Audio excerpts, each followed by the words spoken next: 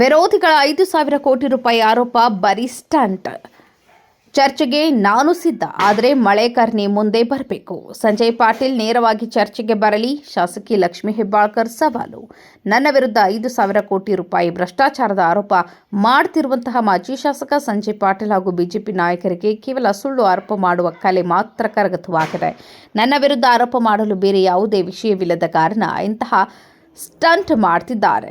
ಸಂಜಯ್ ಪಾಟೀಲ್ ಅವರಿಗೆ ಧೈರ್ಯವಿದ್ದರೆ 5,000 ಕೋಟಿ ರೂಪಾಯಿ ವಿಷಯದ ಕುರಿತು ಮುಖಾಮುಖಿ ಚರ್ಚೆಗೆ ಮಳಿಕರ್ಣಿಗೆ ಬರಲಿ ಎಂದು ಬೆಳಗಾವಿಯ ಗ್ರಾಮೀಣ ಕ್ಷೇತ್ರದ ಶಾಸಕಿ ಹಾಗೂ ಸಚಿವೆ ಲಕ್ಷ್ಮೀ ಹೆಬ್ಬಾಳ್ಕರ್ ಸವಾಲು ಹಾಕಿದ್ದಾರೆ. ತಾಲೂಕಿನ ಮನ್ನೂರು ಗ್ರಾಮದಲ್ಲಿ ಬೆಳಗಾವಿ ಜಿಲ್ಲಾ ಮಧ್ಯವರ್ತಿ ಬ್ಯಾಂಕ್ ವತಿಯಿಂದ ಮಂಜೂರಾದ 50 ಲಕ್ಷ ರೂಪಾಯಿ ಬಡ್ಡಿ ರಹಿತ ಸಾಲ ವಿತರಣೆ ಕಾರ್ಯಕ್ರಮದಲ್ಲಿ ಅವರು ಮಾತನಾಡುತ್ತಿದ್ದರು. ಬೆಳಗಾವಿಯ ಗ್ರಾಮೀಣ ಕ್ಷೇತ್ರವನ್ನು ಬಾರಾಮತಿ ಮಾದರಿಯಲ್ಲಿ ಅಭಿವೃದ್ಧಿಪಡಿಸುವೆ ಕಾರ್ಯಕ್ರಮದಲ್ಲಿ ಮಾತನಾಡಿದ ಹೆಬ್ಬಾಳ್ಕರ್, ಬೆಳಗಾವಿ ಗ್ರಾಮೀಣ ಕ್ಷೇತ್ರದ ಹೆಸರು ಇಡೀ ರಾಜ್ಯದಲ್ಲೇ ಮನೆ ಮಾತಾಗುವಂತೆ ಅಭಿವೃದ್ಧಿಪಡಿಸುವುದು ನನ್ನ ಗುರಿ. ಎಲ್ಲರ ಆಶೀರ್ವಾದ ಮತ್ತು ಮಾರ್ಗದರ್ಶನದೊಂದಿಗೆ ಈ ಕ್ಷೇತ್ರವನ್ನು ಮಹಾರಾಷ್ಟ್ರದ ಬಾರಾಮತಿ ಮಾದರಿಯಲ್ಲಿ ಮಾದರಿ ಕ್ಷೇತ್ರವನ್ನಾಗಿ ಬೆಳೆಸಲಾಗುವುದು ಎಂದರು. ಮನ್ನೂರು, ಅಂಬೇವಾಡಿ ಮತ್ತು ಗೋಜಗಾ ಗ್ರಾಮಗಳ ರೈತರಿಗಾಗಿ 50 ಲಕ್ಷ ರೂಪಾಯಿ ಬಡ್ಡಿರಹಿತ ಸಾಲ ಮಂಜೂರಾಗಿದೆ. ವಿಧಾನ ಪರಿಷತ್ ಸದಸ್ಯ ಚನ್ನರಾಜ ಹಟ್ಟಿಹೊಳಿ ಹಾಗೂ ಎನ್ಎಸ್ ಚೌಗಲೆ ಅವರ ಶ್ರಮವನ್ನು ಅಭಿನಂದಿಸಿದ ಅವರು, 3 ಗ್ರಾಮಗಳಿಗೆ ಈ ಹಣ ಸಾಲುವುದಿಲ್ಲ. ಮುಂದಿನ ದಿನಗಳಲ್ಲಿ ಈ ಭಾಗಕ್ಕೆ 2 ಕೋಟಿ ರೂಪಾಯಿ ನಿಧಿಯ ಅಗತ್ಯವಿದ್ದು ಅದನ್ನು ಶೀಘ್ರದಲ್ಲೇ ಮಂಜೂರು ಮಾಡಿಸಲಾಗುವುದು. ಈ 3 ಗ್ರಾಮಗಳ ಅಭಿವೃದ್ಧಿ ಕಾಮಗಾರಿಗಳ ಟೆಂಡರ್ ಪ್ರಕ್ರಿಯೆ ಮುಗಿದಿದ್ದು ಹೊಸ ರಸ್ತೆ ಕಾಮಗಾರಿಯನ್ನು ಮುಂದಿನ ಮಳೆಗಾಲಕ್ಕೂ ಮುನ್ನ ಪೂರ್ಣಗೊಳಿಸಲಾಗುವುದು ಎಂದು ಭರವಸೆ ನೀಡಿದರು. 5,000 ಕೋಟಿ ರೂಪಾಯಿ ಆರೋಪಕ್ಕೆ ಖಡಾಖಂಡಿತ ತಿರುಗೇಟು. ಸಂಜಯ್ ಪಾಟೀಲ್ ಅವರ ಆರೋಪಗಳನ್ನು ತೀವ್ರವಾಗಿ ಖಂಡಿಸಿದ ಅವರು, 800 ಕೋಟಿ ರೂಪಾಯಿ ಅಕ್ರಮ ಎಸಗಿದ ಕಾರಣಕ್ಕೆ ವಿಜಯ್ ಮಲ್ಯ ದೇಶ ತೊರೆದು ಲಂಡನ್ಗೆ ಓಡಿ ಹೋದರು.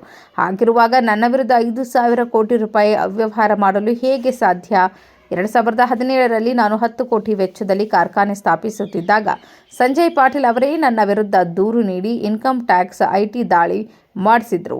2 ಬಾರಿ ಶಾಸಕರಾಗಿದ್ದರೂ ಅವರು ಜನರಿಗಾಗಿ ಏನನ್ನೂ ಮಾಡಲಿಲ್ಲ.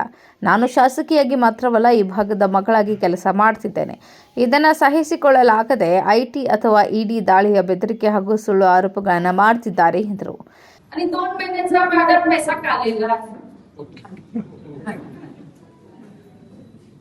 सरकार दिलं नाही, फायनान्स डिपार्टमेंट दिलं नाही. आता तुम्ही विचार करा, संजय पाटील साहेब फक्त 10 कोटीचा आम्ही फॅक्टरी मध्ये घालून फॅक्टरी उभं करत असताना 2017 मध्ये इन्कम टॅक्स ऑफिसरला लेटर लिहून माझ्यावरती इन्कम टॅक्स रेड करा. कोण? संजय पाटील. आता 5,000 कोटीचा आहे विषय. आता कसा ते इन्कम टॅक्स ऑफिसर चुप बसणार, या ईडी ऑफिसर चुप बसणार, मी तरी काँग्रेसचा आहे. खोटं आरोप करायचं सुद्धा एक कला आहे संजय पाटील आणि भाजपचा. ते तुम्ही समजून. 5,000 कोटी फक्त 800 कोटी कबला केले म्हणून विजय मल्ल्या आज देश सोडून लंडन मध्ये आहे. फक्त 800 कोटी, हे तरी 5,000 कुठं ठेवून सांगा. कसं करतात? 6 वर्ष 2 वेळ आमदार झाला. लोकांचा काही अडचण नाही, काही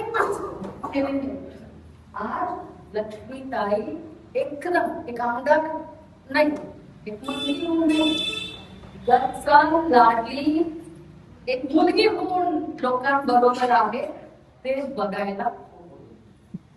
त्यासाठी एक खोटा आरोप. मी तुम्हाला सर्वांना ಮಹಾರಾಷ್ಟ್ರದ ಉದಾಹರಣೆ ನೀಡಿದ ಅವರು, ಕರ್ನಾಟಕ ಸರ್ಕಾರದ ವಿರುದ್ಧ ಬೆಟ್ಟು ಮಾಡುವ ಮುನ್ನ ವಿರೋಧ ಪಕ್ಷದವರು ಮಹಾರಾಷ್ಟ್ರದ ಲಾಡ್ಕಿ ಬಹಿನ್ ಯೋಜನೆಯ ಕಥೆ ಏನಾಗಿದೆ ಮತ್ತು ಅಲ್ಲಿ ಎಷ್ಟು ಕಂತುಗಳನ್ನು ನೀಡಿದ್ದಾರೆ ಎಂಬುದನ್ನು ಯೋಚಿಸಲಿ. ನಾವು ಕೆಲಸ ಮಾಡುವವಳು, ಆದರೆ ಇವರು ಮನೆಯಲ್ಲೇ ಕುಳಿತು ವಾಟ್ಸಪ್ನಲ್ಲಿ ಆರೋಪ ಮಾಡುವವರು ಎಂದು ತಿರುಗೇಟು ನೀಡಿದರು. Vinod Kolkar, KMM news, Belagavi.